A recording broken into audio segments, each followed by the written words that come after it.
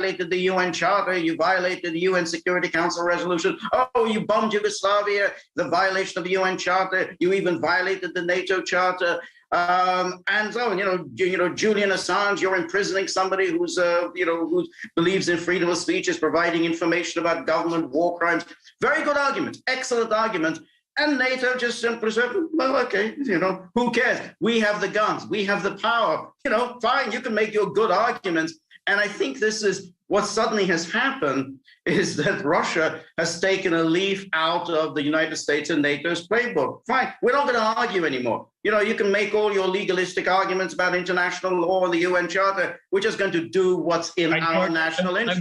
I want you to hold that thought, and I want you to finish that thought after we go come back from our break. So I'm going to jump in here. We're going to go to a short break, and after that short break, we'll continue our discussion on some real news. Stay with us.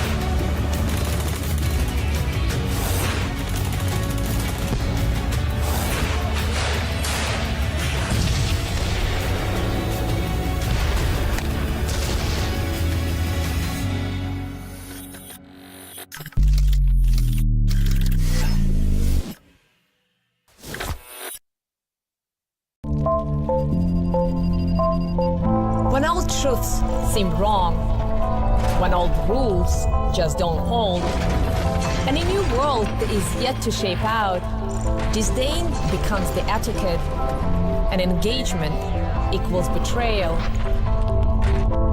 When so many find themselves worlds apart, we choose to look for common ground.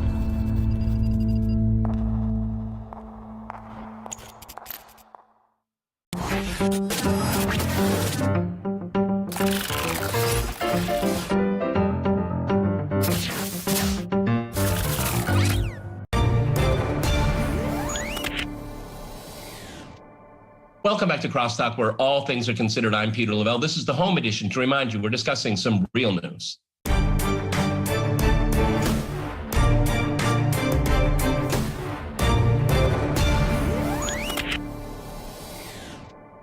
Okay, let's go back to George in Budapest. George, unfortunately, I had to interrupt you to go to a break. You were making a fabulous point about I would say, legal nihilism. Go right ahead.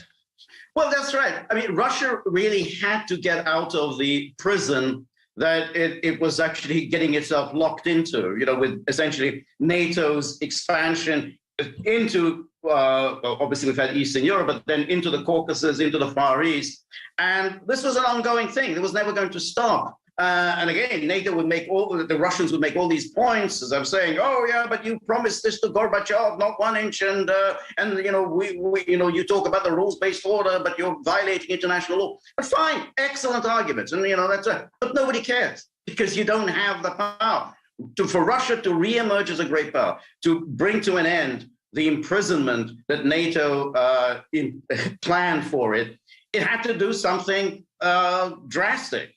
It was painful, and there's no question there's pain involved, but Russia's now made its mark on the world, and Russia has now pushed NATO out of its corner, and the NATO powers, they can go to the United Nations and they can make all their speeches about you have violated the UN Charter, this is international law, you are threatening small countries and so on. Great speeches, all the speeches the Russians have been making for 30 years. But there's nothing you can do about it. And I think that's what the Western powers are so aggrieved that they are now suddenly in the position that the Russians have been for the past 30 years. Well, it's kind of interesting, George, is that you always hear this argument, the Russians only understand force. Well, NATO understands force now, doesn't it? Okay. And of course, everyone 2 or 3 days later, sanction so much courage out there. It's really embarrassing. Okay, it shows that NATO is a paper tiger. Really, that's all it is. Okay, I mean, NATO is going to be sending arms. No, NATO doesn't have any arms. Member state countries do. NATO doesn't have anything. It has a lot of paper clips. Okay, Patrick. Former President Dmitry Medvedev came out on the last news cycle. I think it's something really quite remarkable, and it's, again, not getting any kind of traction. I'm quoting from the RT website.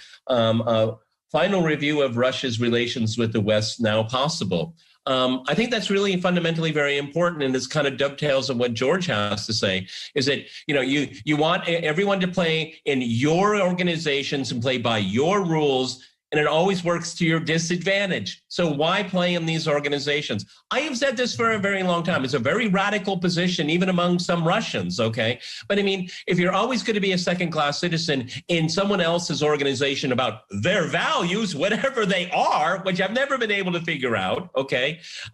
It's time for a clean break. I think I don't like how we got here. I'm very distressed by what's going on right now.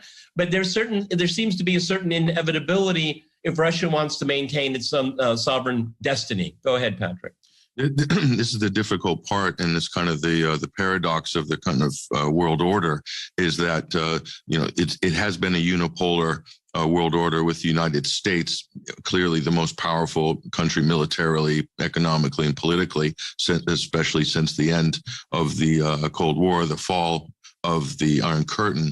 So, but the irony is that weaker countries, even the second tier below that, Russia or even China in the sense, still work through the multilateral institutions like the UN, because they have no other option. They have to work to gain consensus with other countries. And Russia is always very diligent about working through these organizations. They have been. You can hear the rhetoric from Sergei Lavrov. It's very normative behavior. Russia's very predictable in that sense. There's no secrets. They're very clear about what their intentions are and so forth. But that set of rules doesn't apply, obviously, to the U.S. And its allies, especially when a unilateral action is taken by the U.S. and its allies just basically barrel in behind them, whether it's through NATO or with Britain in Iraq or things like this. So that's the problem. And so Russians really believe, and their diplomats are very good, and I do believe they believe in these institutions. But will these institutions love them back if they play by the rules? And will international law be upheld? And international law, let's face it, it's a relative concept, especially for the United States. It only believes in international law so long as it's convenient or to whatever ends it's pursuing. The Donbass is a perfect example. You know, if you go by the letter of the UN Charter, they have fulfilled most of the requirements for declaring independence. And it's not against international law for Russia to recognize them, or members of Russian parliament to vote to recognize them. And the West made a huge blunder. They sanctioned Russia and Russian parliamentarians and everybody else just for recognizing Donetsk and Lugansk. That's not a breach of international law. They're allowed to recognize who they like. But what's the real question is, do they qualify for statehood, as it were, or at least some interim independence status? And they absolutely do, especially if you look at what's happened over the last 8 years. That's completely been brushed under the rug. The people of the Donbass have been canceled by the West. 4 million people have been canceled. They don't exist. They've been deplatformed. They're dehumanized. They don't exist. And I think that's a big argument that Ambassador Nebenzia is trying to make on the floor of the UN in recent days. So how are we going to get past this situation? It's very, very difficult. You know, George, as much as Russia is maligned at the moment due to its operations in Kiev, I would say the larger picture, as we take a step back, is that the post-Cold War security architecture collapsed. It collapsed, and this is what we get from it, okay? It was ill-conceived, it was poorly implemented, and it had only select members of the international community, you know what I mean by that, their security is at stake, and no one else's. And I think the result of what we see right now in Ukraine is the collapse of a system that the West forced upon the rest of the world, and it's collapsed. And we are in a new epoch. I don't know what to call it. You and I have talked about this before, but we're in a new era right now. Go ahead, George. We are in a new era, and the rubble that we see in Kiev, this is the rubble of NATO infrastructure. And now the Russians have also made clear that if you now respond by building up your NATO infrastructure on our borders in the Baltic states or Poland and Romania, we're going to render that rubble as well. We're just not going to tolerate you building up your, essentially our neighborhood as a launching pad for an invasion. And George, as we speak right now, what does Russia have to lose in doing that? Nothing. There's absolutely nothing. So that's exactly the worst response, the most disastrous response the West could make.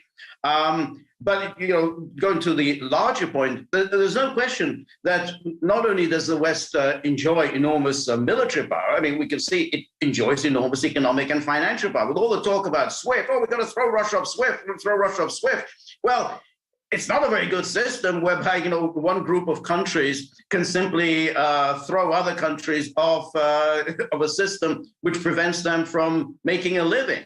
And I think the alternatives to SWIFT, which are obviously in preparation, we don't know how extensive they are, but they may already be quite extensive.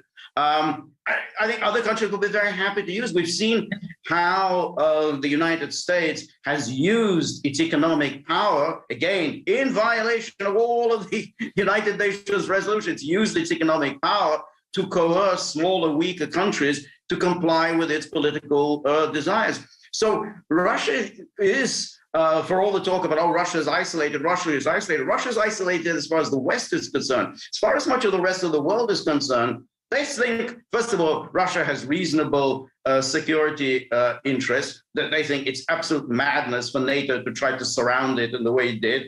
Russia was bound to respond. But they also think, hey, this is very good that an alternative global financial economic system is being created that gives us much more leverage than we had before, which is why India did not condemn Russia. So we now have, at the United Nations, where India and China, the two most populous countries in the world, they did not condemn Russia. We have countries in Latin America that are sympathetic to Russia. There are many countries in the world that are sympathetic and have, because they got the short end of the stick during these the post-Cold War era of Western dominance.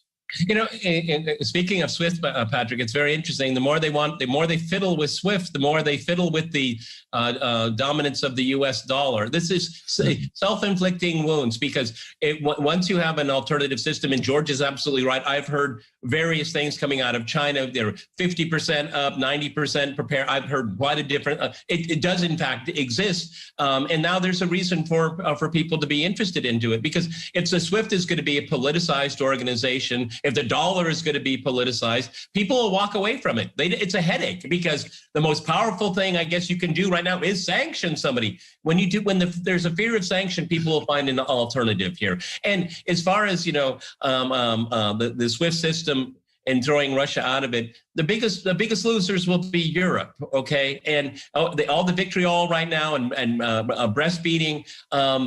Industry still needs energy, okay? And if you can't pay the bill, you're not going to get it. Patrick.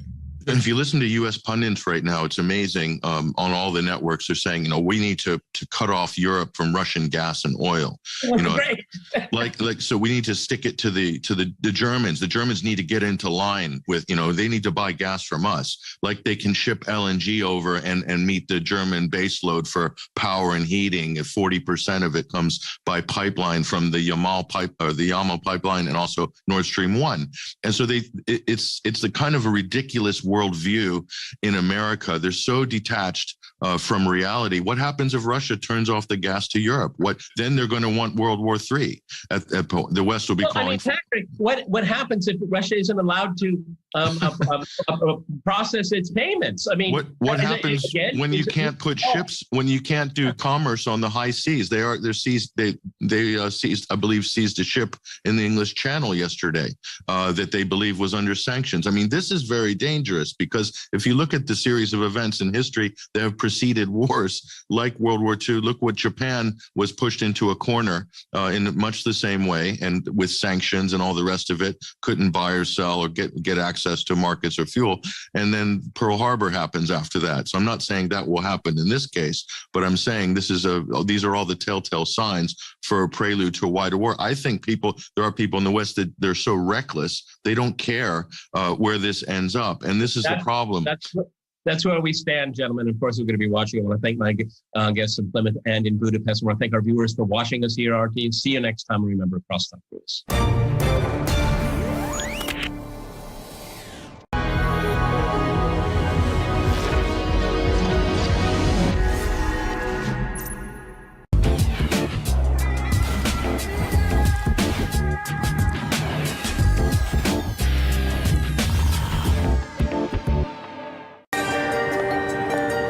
Is your media a reflection of reality?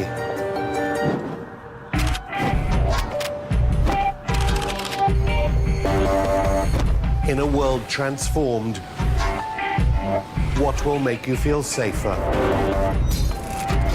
Isolation or community? Are you going the right way or are you being led somewhere? Which direction? What is truth? What is fake? In a world corrupted, you need to descend. So join us in the depths, or remain in the shallows.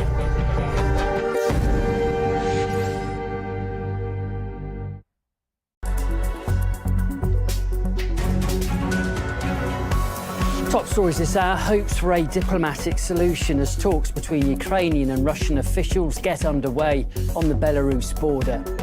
Meanwhile, Ukraine's second largest city, Kharkov, is now at the centre of the fighting, with a huge explosion reported and numerous claims of street battles with Russian troops.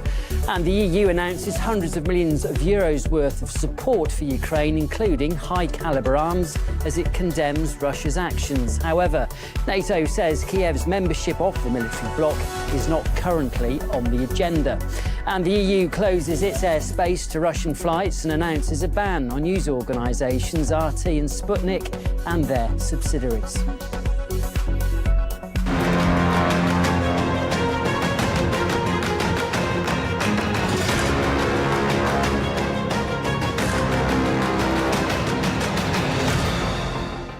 Good afternoon. It's just gone 5 o'clock here in Moscow. Now, diplomatic talks on resolving the conflict in Ukraine are underway, with a Ukrainian delegation having arrived at the border with Belarus to meet Russian officials. Kiev has said it's seeking an immediate ceasefire and the withdrawal of Russian forces, while the leader of the Russian delegation has expressed concerns about the talks having been postponed earlier and says that such delays could have cost lives. With more details, here's Konstantin Broshkov reporting now from the Belarusian Gomel region. The meeting is being held behind closed doors, and we were only able to see the two sides walking into the room and sitting face-to-face around the table. No opening remarks were made for the media, but we're expecting to learn about the outcome of this meeting by the statements that we expect the two sides will make after this meeting is over. Of course, the main question is whether this summit will yield any tangible results. Expectations have been really low, and judging by the public statements of the two sides, their positions remain far apart. The office of the Ukrainian president said earlier this morning that the country's main goal in the negotiations with Moscow is an immediate ceasefire and withdrawal of Russian troops. Some members of the Ukrainian delegation also tried to act as if they have an upper hand in the upcoming talks because, as they put it, their country has been successfully repelling the Russian offensive. This also echoed in the latest address made by the Ukrainian president, but Vladimir Zelensky also had to admit that his country has been forced to resort to desperate measures. He mentioned that he is going to release all prisoners from jails, those prisoners who have military background. Now, Moscow has an absolutely different perspective on its military campaign. Russia's military officials claim that Kyiv is losing control over swathes of its territory, that Ukrainian troops are either retreating or getting encircled. And a spokesman for the Russia's Ministry of Defense said that Ukraine's authorities desperate as they've been handing out firearms to civilians, which led to quote-unquote looting gangs rampaging through the Ukrainian capital. So quite a contrast between the two sides' perspectives. But of course, that's why these talks are so important, because there is a chance to stop hostilities and bloodshed. Konstantin Roshkov there. Now, as the conflict in Ukraine does enter its fifth day, the country's second largest city, Kharkov, has seen fierce fighting. A large explosion has been reported in the area, with locals filming huge plumes of smoke amid what they described as ongoing battles. And next, we will show you another video from Ukraine's second city too, but a warning you might find some of it disturbing. Well, with heavy shelling reported in Kharkov, missiles are hitting residential areas. Russia says it is completely avoiding such zones, while warning that Ukraine is putting forces in residential buildings using civilians as human shields, something, though, Kiev strongly denies. Now, alleged artillery shelling near a shopping centre has been reported in the northern part of the city, claimed to have come from a nearby residential building. And this map shows what's happening further east. The red dots highlight here the cities where the Russian army is currently fighting with the Ukrainian army and nationalist formations. The Russian Defence Ministry says that Lugansk militia have retaken territory from the Ukrainian army 60 kilometres beyond the previous front line, while Donetsk forces have reportedly advanced some 21 kilometres. Now, Kiev accuses Moscow of aggression and says around 5,000 Russian soldiers have been killed in recent days, with 30 Russian planes and helicopters shot down and about 200 tanks destroyed. Moscow, though, refutes these claims, although doesn't disclose any concrete figures, and says it's been making major advances against the Ukrainian military. Well, in the capital of Kiev, these unverified images are from there, and they do show, it seems, what locals say is examples of the defence systems there actively operating. Kiev authorities said the city was surrounded, then backed down from that claim, and says that groups of Russian saboteurs are trying to bring chaos to the streets, although that's the claim now denied by Russia's military. Kiev is flooded with armed gangs of looters, robbers, and radical nationalists. They were given guns in an unlawful decision by the authorities to hand out lethal weapons to anyone without checking. I'm addressing all residents of Kiev. Everyone can leave the capital freely by a designated road. This road is open and safe. I want to emphasize once again, the Russian army is attacking only military targets. The civilian population is not under threat. Well, you can see the two Donbass republics here, recently recognised by Russia as independent countries. Red dots are locations that Russia's military, with groups of Donetsk and Lugansk troops, is currently fighting for. So, as you can see, there are numerous battles for towns throughout those two Donbass regions. And over to the Donbass front lines now, where this video purportedly shows an explosion near the southeastern city of Mariupol, the target of which is still unclear, although we are trying to confirm what is happening in the area.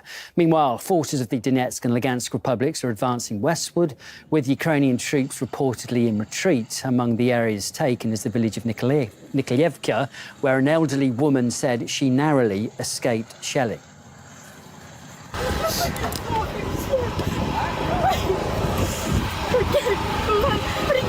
Как? Вы не пострадали? Как? Нет. Где упала? Я просто... А где сейчас? Они там стреляют по-членовка. По-моему, выход опять. Товарищи. Well, Ukrainian troops are believed to have been surrounded by Russian army forces near the southeastern city of Mariupol. Reporting on this and other developments too from the front lines, here's Murat Gazdiev. What we are hearing is that the city of Mariupol, which is Ukraine's largest port, is now almost surrounded with the garrison that is there. The Russian side has said that it is nationalist elements that are putting up the stiffest resistance, and that those units belonging to the regular military to regular formations, that they are choosing to negotiate and in some cases lay down their arms and return to their homes. But it is very difficult to verify this information at this time because events are developing so quickly and because there are so few reliable reports close to the front lines where it is extremely dangerous. The situation there is that many roads have been mined. We have received reports from the city of Berdyansk, which is halfway between the Crimea and Mariupol, which is the axis of Russian advance, which is where Ukrainian units have planted in the city itself and in the outskirts mines, for example, to surprise and to devastate advancing forces. It is very difficult to reach Mariupol or the vicinity of Mariupol at this point. There have been, according to reports, more than a dozen civilian casualties here in the city of Donetsk, victims of undirected fire into neighborhoods, civilian neighborhoods, places where there are apartment buildings and other houses. We have seen, of course, all over Ukraine, different reactions to this operation. There are certainly civilians who have been happy to see Russian forces, but there have also been those who have been less than happy to see again Russian troops advancing through Ukraine. On the whole, with authorities, with the administrations of various villages and towns, there has been contact. They have been somewhat responsible. They have tried to agree, try to negotiate with Russian forces about responsibilities, for example, about joint patrols with police, being kept up to speed and allowed to do their job, to prevent looting, for example, to prevent crime, murders from taking place in the anarchy that is often left behind after military operations. We discussed the actions of the military, who aim to enter the city, ensure order and reassure residents. They convinced me that this would not affect the life of the city in any way. There will be order in the city. Our police will patrol it. There is, of course, also the fact that the Russian military has been keeping us up to date on its statistics, which is how many various military infrastructures, sites, objectives they have destroyed, which is at this point over 1,000, as well as the majority, from what we understand, of Ukraine's air force has been destroyed. Many before being able to take off, many jets, many helicopters before being able to take off in strikes directed at airports and airfields and hangars and other assets belonging to the Ukrainian Air Force. The West Bank of Kiev is also said to be under the control of the Russian military. Of course, the situation in Kiev is, of course, desperate, made much more so after authorities there boasted that they had handed out almost 30,000 assault rifles, 10 million rounds of ammunition, RPGs, as well as grenades to the civilian population. We heard at first that only a passport was required. Then there was footage of people just coming up to boxes and trucks, picking up guns by the dozen and leaving, which has resulted in, as we have seen on social media, again unverified footage, anarchy in the capital of Ukraine. Nevertheless, the Russian side says it is making all efforts to avoid civilian casualties, which includes a ban on bombing or launching rockets and missiles indiscriminately at cities. They're trying to keep all strikes, precision strikes, to military infrastructure sites, and again have reiterated that they are offering Ukrainian forces, those that don't belong to nationalist or neo-Nazi battalions, they're offering them the chance to surrender, that they will be treated with respect and allowed to return to their families. Well, as Donetsk and Lugansk troops do advance, many of those soldiers do have the chance to see loved ones. One of them is Alexei Sidorov, who managed to see his parents for the first time after years of being separated by the conflict.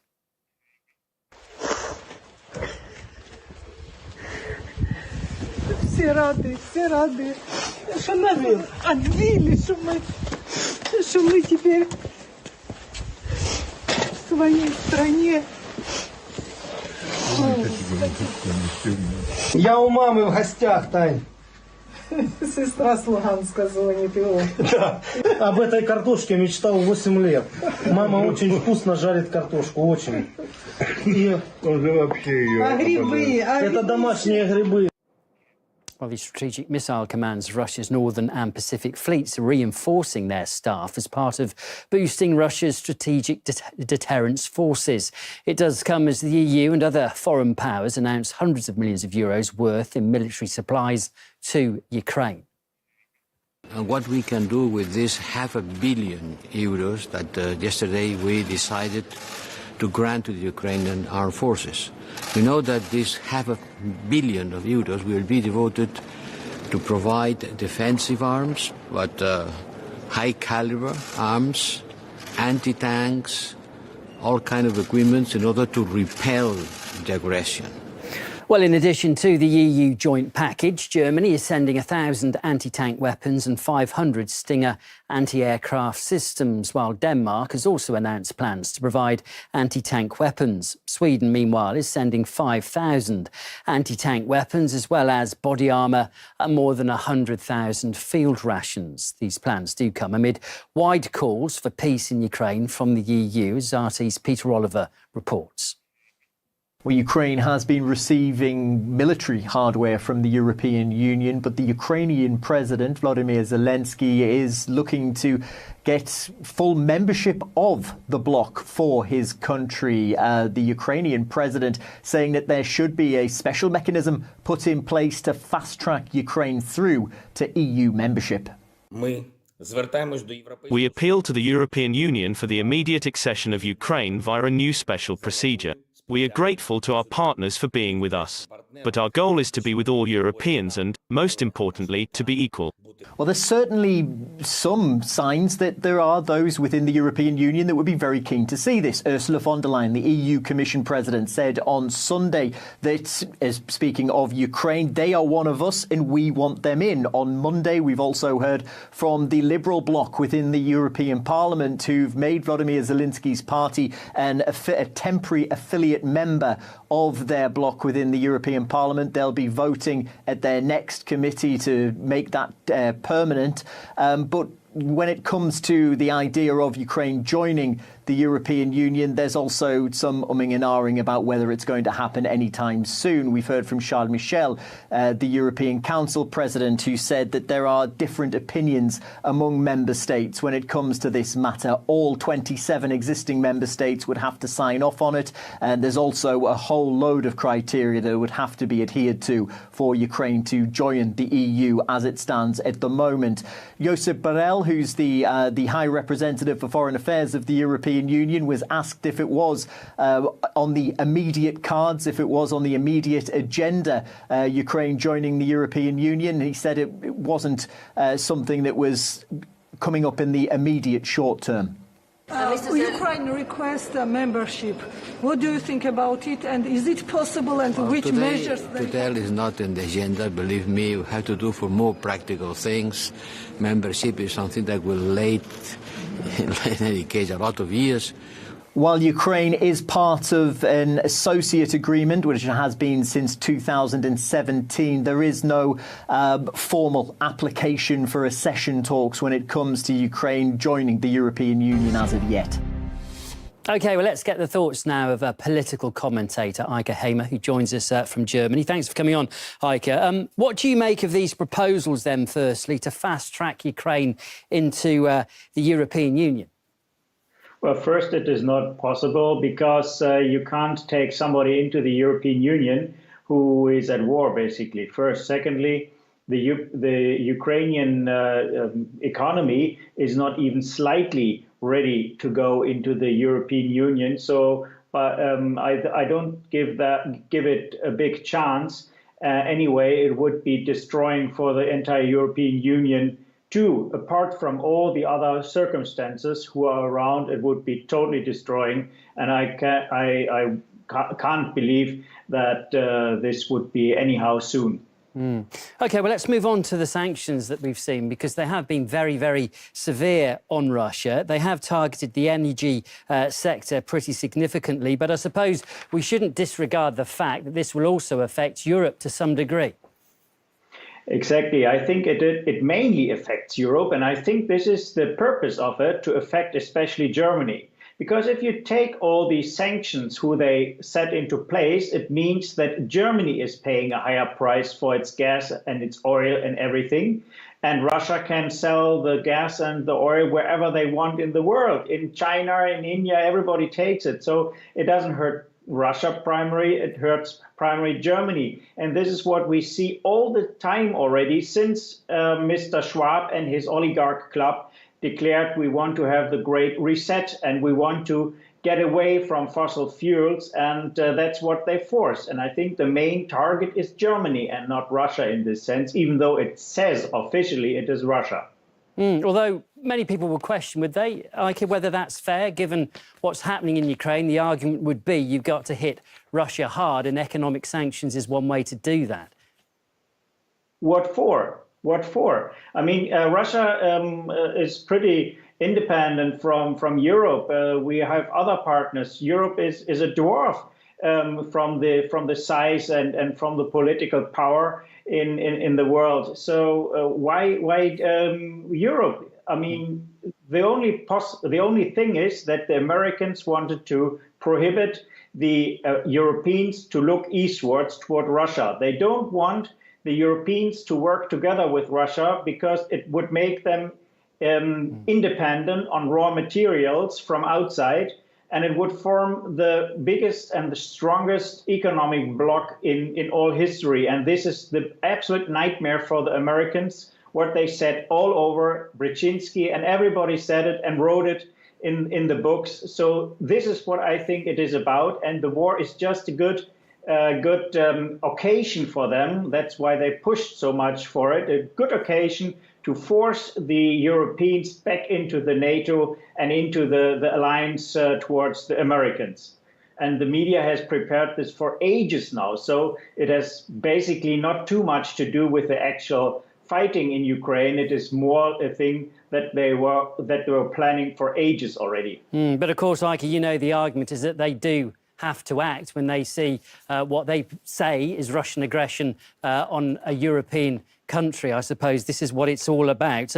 Just finally, on one other element of the sanctions, SWIFT was seen as sort of the economic nuclear button. They didn't go all in on SWIFT. Some Russian banks have been spared. Why do you think that is? Well, either these banks belong to Americans or Brits too, or what I could imagine is that there are bodies in the Western hemisphere who would say, no, not my bank or not my partner bank, because I still want to do business. This is anyway very hypocritical with all these sanctions and so on. So that's why I think they make a difference between the one bank and the other bank. OK, Ike, look, we're going to leave it there. Good to talk to you, though, this afternoon. That was Ike Hamer, an economist and political commentator, coming to us live there from Germany. Thank you. Thank you. Now, the EU has banned RT and Sputnik and their subsidiary companies in a heavy crackdown on Russia. Its foreign policy chief made the announcement. We are taking a crucial step to turn off the tap for the Russians' information manipulation in Europe by banning Russia Today and Sputnik from broadcasting in the European Union. Well, it does come as part of increased European pressure on Russian media. Polish and Estonian regulators have already banned Russia TV broadcasters, while states like the UK and France are reviewing their policy over RT. The editor-in-chief of RT and Sputnik says, though, the move exposes the hypocrisy of Western claims to respect free speech.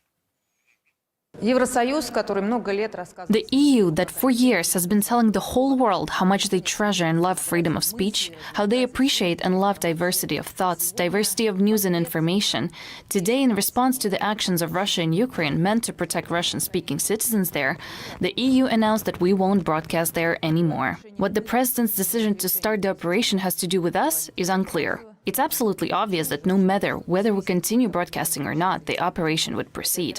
It's absolutely clear that it's just an excuse. They wanted to close us for a long time, but it would have looked bad in the eyes of their own citizens, our audience, because it's against freedom of speech anyway. And now a convenient excuse appeared, and they decided to get rid of the long-lasting, uncomfortable issue of us and our huge audience in this way.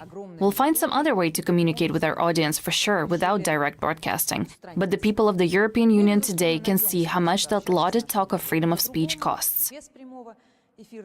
Well, political expert John Loughland did express concern about the EU ban on RT, saying it would raise a disturbing precedent for freedom of speech. What's wrong with it is that it's totalitarian. You don't suppress media outlets. That's a basic principle. If the EU is going to suppress RT and Sputnik, that means European Union citizens will no longer be able to watch those channels. No one forces them to watch them.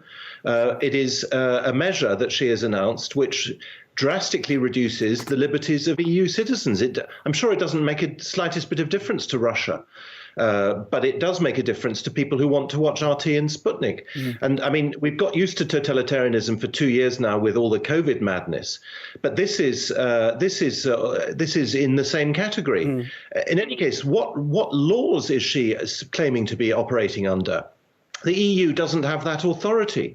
Any more than it has the authority, by the way, as far as I know, to close airspace, as you mentioned in your report. Above all, I mean, independently of the issue between Russia and NATO and Ukraine, I think anyone watching this, any European citizen watching this, should be deeply preoccupied by the assault on his own rights, his or her own rights. You mentioned just now in your report from London about the seizure of assets belonging to Russian oligarchs in London. Well, what happened to due process? What happened to property rights? Are we really saying that from one day to the next, somebody's property can be taken away just because they're deemed to be politically close to Russia? This is literally dictatorship. I don't want to sound hysterical, but somebody has to pull the alarm bell on this and say that these kinds of measures undermine the very thing which the British government and other European governments claim to be standing for, namely the rule of law and democracy. Now, in other developments, Turkey is closing its Bosphorus Strait to Russian and Ukrainian warships. Ankara says it's following the Montreux Convention, which allows such actions in wartime. Russian and Ukrainian ships can still pass through the strait to return to their bases. But the chair of Turkey's Vatan party says there is domestic disagreement over the move. Both Ukraine and Russia are coastal countries of the Black Sea, and the Montreux Convention is valid for both of these countries. Now, currently, from my point of view, it is not really clear whether we have a situation of war or of military operations or skirmishes. So once this situation is clear, it will also be clear which paragraph and how the Montreux Convention will be applied. As currently we don't have the situation of war, both countries, Ukraine and Russia, can take the passage through the straits to their according harbors. Of course, there is the position of the Turkish government and the position of the Vatan Party are not the same. As Vatan Party, we consider the NATO enlargement towards the east as a threat against Turkey too. Turkey officially and legally is not siding with Russia in this conflict currently. But as Vatan Party, we consider ourselves on the same side as Russia, as China, as Iran, as Pakistan, and all other countries of Asia, which are facing the same and similar threats. Now, amid these sanctions, Russia's ruble currency has plunged about 30% in recent days as the US and other Western powers do impose those harsh sanctions over the Ukraine conflict. RT's Igor Zhdanov gave more details to Peter Scott. Quite a day on the markets. I woke up this morning, checked the news, checked the exchange rates, and the ruble's taken quite a hit. What's going on?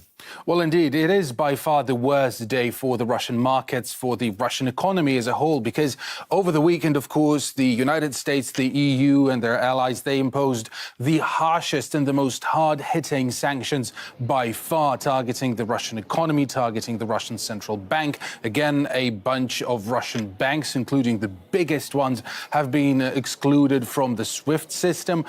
So, yeah, it has been quite bad for the Russian national currency, the ruble. I mean, it hovers at around 100 rubles per dollars now.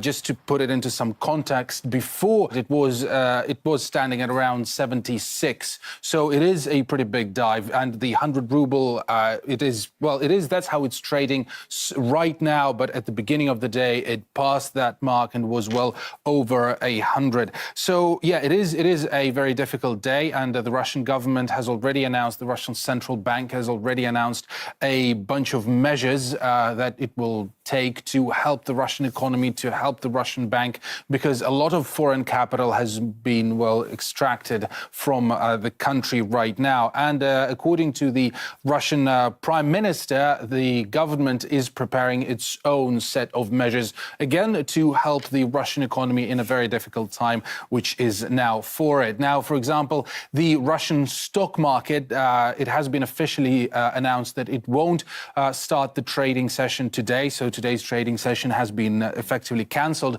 But if we turn to London, over there, the Russian companies, some of them have lost over 50% in value. So, I mean, again, also a very tough day for Russian big companies. We'll see how the Russian economy fares in the future, and if any more, because the West has already said, the US have already said that there might be very likely more sanctions on the way to hit the Russian economy. So arguably and likely this is not the worst that we have seen.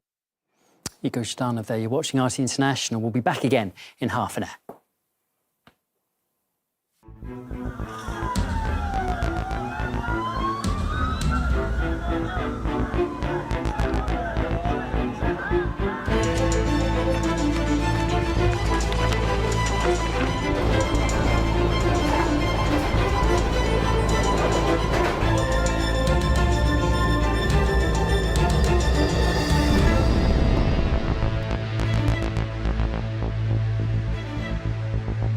I'm Afshin Rattansi, and you're watching Going Underground as we again appeal to any journalist or politician from Ukraine or NATO countries who support Kiev to come on the show and explain their opposition to Vladimir Putin's recognition of Luhansk and Donetsk republics. We have yet to properly hear from the other side, even if they are only too willing to appear on so-called NATO nation mainstream media. But now, while NATO nation media sees Ukraine as the only news story, tomorrow is the one-year anniversary of Joe Biden's defeat agreement with the Taliban. So what was it all for? Tens of thousands of NATO dead or wounded, uncalculated numbers of ordinary Afghans killed, wounded or displaced. Joining me now is prolific journalist and author and filmmaker Anthony Lowenstein, author of Prophets of Doom, Disaster Capitalism, Making a Killing Out of Catastrophe, and Pills, Powder and Smoke Inside the Bloody War on Drugs, and co-founder of Declassified Australia. He joins me now from Sydney in Australia.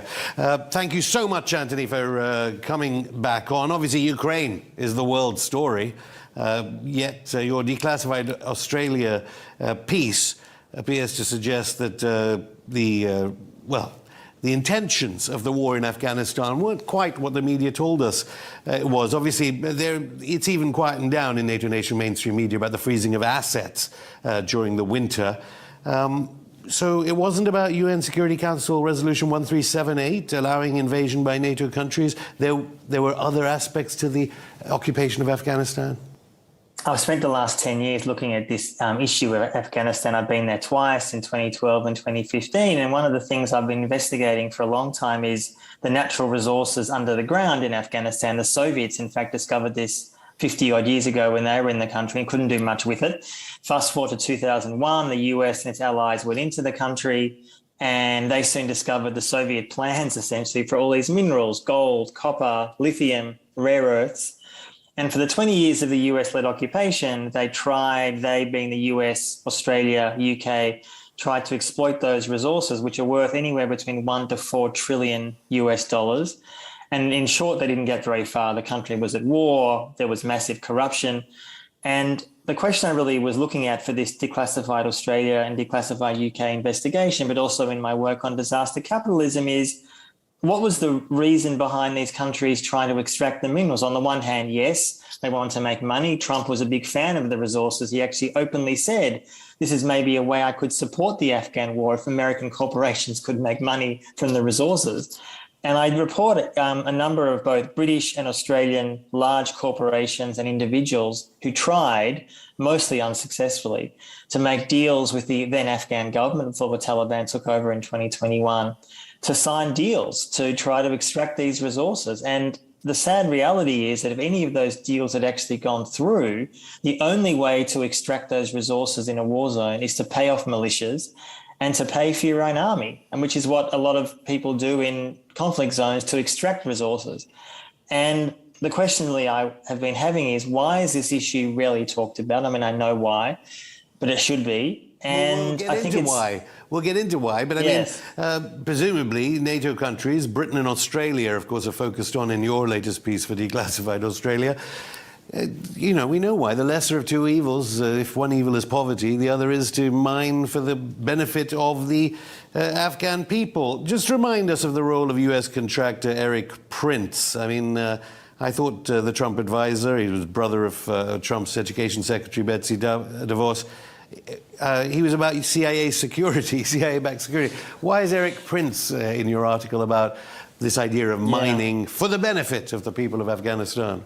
I mean, Eric Prince is mercurial, and that's obviously being polite. He had a vision, if you can call it that, in Afghanistan for two things when the Trump administration were in office. One, he advertised and promoted to Trump and his people that they should privatize the war.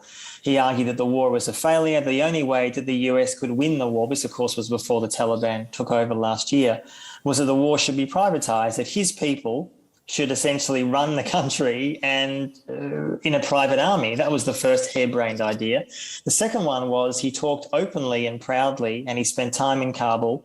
I did some reporting about this a few years ago, and his questions were put directly to him, that he advocated mining in Afghanistan. And in fact, because he knew Trump was so keen on the idea of the Afghan war being, in his view, a benefit if American companies could actually extract resources, Prince was exploring the possibility of extracting some of these rare earths. And we shouldn't forget these rare earths, lithium, amongst others, are key ingredients in mobile phones and computers. And of course, as we move towards a decarbonised world, so we hope, these resources, which often are in conflict zones, DRC, Congo, Afghanistan, and elsewhere, are part of the question of how do you extract these resources when you're claiming to decarbonise in a secure and beneficial way, whereas the actual extraction is so dirty and messy and ugly, as it often is, that people like Eric Prince are first in line to try to get the resources. Suffice to say, he didn't get anything.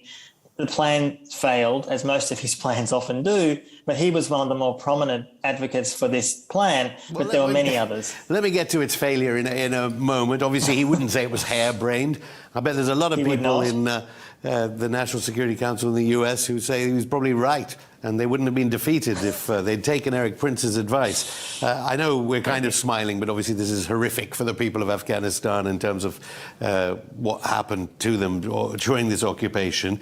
You then talk in your piece about the British Geographical Survey, a completely benign, lovely organisation, I'm sure, and they would deny any wrongdoing in this. They may have begun exploration from 2004, and you're saying that what the British Geographical Survey may have been doing may have been directly linked to this idea of exploitation of mineral resources, which would de facto, as some suggest, say, be stolen.